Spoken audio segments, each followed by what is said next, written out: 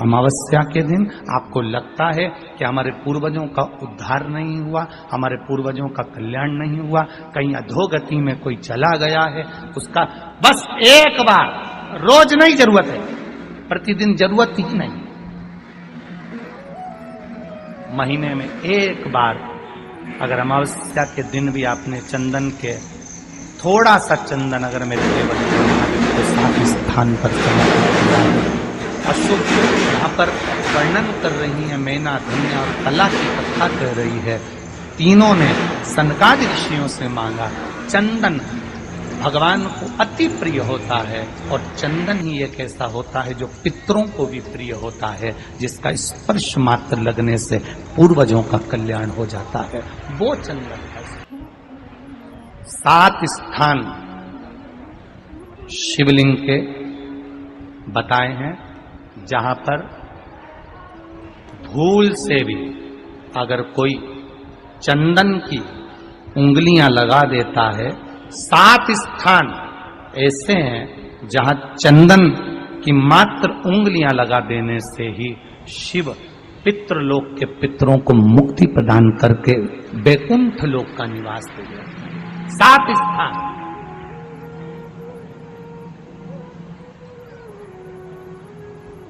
और वो 7 स्थान जो चंदन के बताए गए हैं, पहला भगवान देवाधिदेव महादेव के शिवलिंग पर चंदन का लेपन, समझ लेना जरा बहुत अच्छे से। आपको लगता है स्वप्न में कोई मुर्दे दिख रहे हैं या कोई जल रहा है या कोई मर रहा है या कोई चला गया है, ऐसा भय लगता है। बच्चों को मानी भेजूंगी ऐसा हो जाएगा, पति को मानी भेजूंगी ऐसा हो जाएगा, कोई हमारे कोई गलत तो नहीं कर रहा है, आपको लगता है। 7 स्थान चंदन के बताए। पहला शिवलिंग,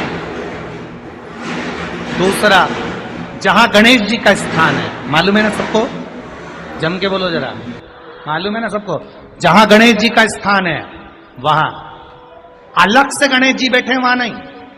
शिवलिंग में जलाधारी के ठीक सामने राइट में गणेश, लेफ्ट में कार्तिकेय, बीच में अशोक सुंदरी। तो पहला चंदन बाबा के शिवलिंग पर, दूसरा गणेश जी पर चंदन की उंगली, तीसरा षडानंद कार्तिकेय पर चंदन की उंगली, चौथा अशोक सुंदरी पर चंदन की उंगली, पांचवा जलाधारी पर चंदन की उंगली, छठा जो शिवलिंग का जल बह रहा है इसके ठीक विपरीत की ओर चंदन की उंगली, और 7वां चंदन नंदी के मस्तक के ऊपर जो 2 सींग लगे रहते हैं उस पर चंदन की उंगली। ये कब लगाई जाती है? या तो अमावस्या के दिन आपको लगता है कि हमारे पूर्वजों का उद्धार नहीं हुआ, हमारे पूर्वजों का कल्याण नहीं हुआ, कहीं अधोगति में कोई चला गया है, उसका बस एक बार, रोज नहीं जरूरत है, प्रतिदिन जरूरत ही नहीं, महीने में एक बार अगर अमावस्या के दिन भी आपने चंदन के थोड़ा सा चंदन अगर मेरे देवाधिदेव महादेव को 7 स्थान पर समर्पित किया है। अशोक यहाँ पर वर्णन कर रही है मैना, धन्य और कला की कथा कह रही है। तीनों ने सनकादि ऋषियों से मांगा। चंदन भगवान को अति प्रिय होता है और चंदन ही एक ऐसा होता है जो पितरों को भी प्रिय होता है, जिसका स्पर्श मात्र लगने से पूर्वजों का कल्याण हो जाता है, वो चंदन है। आपके घर में पितृदोष है, आपको ऐसा महसूस होता है, आपको लगता है, तो किसी भी नवरात्रि के पहले जो अमावस्या पड़ती है, मान लो अपन अमावस्या पड़ी, आप अंदाजा लगाइए, तो जिस दिन अमावस्या रहे उस दिन चावल की कटोरी में एक कपूर का टुकड़ा रख दीजिए महाराज, छोटा सा, और कपूर का टुकड़ा रखकर उस कपूर को दरवाजे के बाहर कटोरी में ही, चावल रखी हुई कटोरी में ही उसको पितरों का स्मरण कर कर जला दीजिए। और जलाने के बाद उस चावल को कहीं भी किसी भी वृक्ष की छांव में पक्षियों के लिए डाल दीजिए। शिव महापुराण की कथा कहती है, अगर मान लो पितृ आपको कष्ट दे रहे हैं पितृ आपको तकलीफ दे रहे हैं, कोई काम नहीं होने दे रहे हैं, या कहीं आपको ऐसा लगता है कि पितरों का दोष है, तो वो पितृ दोष देवी, अब ये जो आप करेंगे ये कब कर रहे हैं? अमावस्या के दिन आप उसको रख रहे हैं। अमावस्या के दिन उसको रखकर रात भर आपने रखा कपूर के साथ में, सुबह एकम पड़ गई, नवरात्रि लग गई, उसी दिन उसको जलाकर आपने पटक दिया। अर्थात उससे देवी और पितृ इन दोनों का आशीर्वाद जो प्राप्त होता है, तो घर में से पितृदोष समाप्त होकर लक्ष्मी की वृद्धि प्रारंभ हो जाती है, कार्य में सिद्धता आ जाती है। मान लो अगर पितृदोष है तो करो, नहीं है बड़े अलमस्ती से रहो, तो ये पितृदोष का स्मरण। तो यहाँ शास्त्र कह रहा है कि पितरों का जो लोक होता है, पितर जो लोक होता है, उस पितृलोक में 64 योगिनियां प्रवेश नहीं करती। शिव महापुराण कर रही है, शंकर की कथा कर रही है।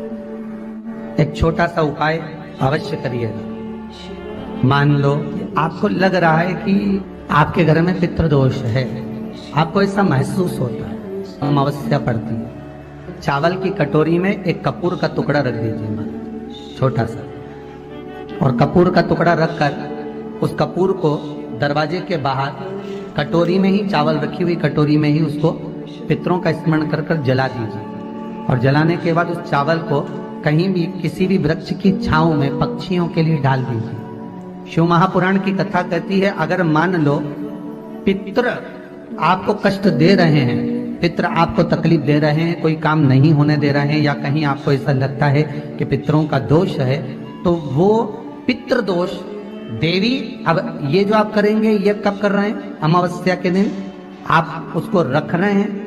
अमावस्या के दिन उसको रखकर रात भर आपने रखा कपूर के साथ में, सुबह एकम पड़ गई, उसी दिन उसको जलाकर आपने पटक दिया। अर्थात उससे देवी और पितृ इन दोनों का आशीर्वाद जो प्राप्त होता है, तो घर में से पितृदोष समाप्त होकर लक्ष्मी की वृद्धि प्रारंभ हो जाती है। अमावस्या के दिन प्रदोष काल में, प्रदोष के समय पर, प्रदोष काल में शाम के समय पर जाकर किसी भी नदी, तालाब, बावड़ी, कुआं, कहीं ना कहीं जो आपके पास में हो, वहां पर एक घी का दिया दक्षिण की ओर कर अवश्य जला कर जाना, सारे पितृदोष समाप्त हो जाएगा। अगर नदी, तालाब, बावड़ी, कुआं नहीं है तो पीपल का वृक्ष हो या बेलपत्री का वृक्ष हो या बट का वृक्ष हो, तो उसके नीचे लगा दो। और अमावस्या के दिन लगाएं जरूर। क्यों? क्योंकि अमावस्या 16 दिन तक पितृ मृत्यु लोक में आने के बाद में भोजन ग्रहण करते हैं। अमावस्या के दिन पितृ शाम के समय प्रदोष काल में शंकर भगवान का नाम जाप कर कर नदी, तालाब, बावड़ी पर पानी पीने जाते हैं। वहां से जल का आचमन कर कर पितृ अपने लोक को चले जाते हैं प्रदोष काल के समय पर। इसलिए प्रदोष काल में जलाशय के पास में बावड़ी, कुआं, नदी, तालाब के किनारे पर दिया लगाया जाता है दक्षिण की ओर मुख कर कर बत्ती का, तो पितृ आशीर्वाद देते हुए जाते हैं कि फलो फूलो, आगे बढ़ो, उन्नति करो, तरक्की करो। ये पितरों का आशीर्वाद रहता, पितरों का वर रहता। आप देंगे, कुछ करा ना करा, फिर अमावस्या के दिन उस दिन दिया दक्षिण की ओर बाती का मुख कर कर।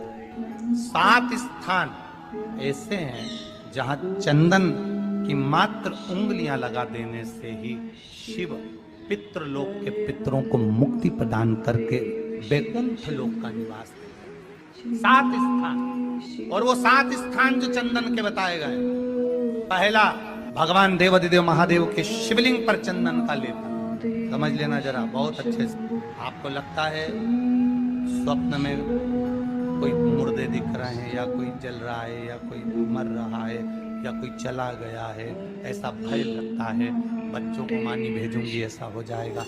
जिनके यहाँ पितृदोष होता है, काल सर्प दोष होता है, वास्तु दोष होता है, उनको ज्यादा कुछ नहीं करना होना। महाराज एक बेल का फल लीजिए, उसके अंदर का जो गुर्दा होता है, अंदर का जो भाग होता है, उसको निकाल लीजिए, और उस बेल के फल में आटा सेक कर उसमें शक्कर मिलाकर उसको उसके अंदर,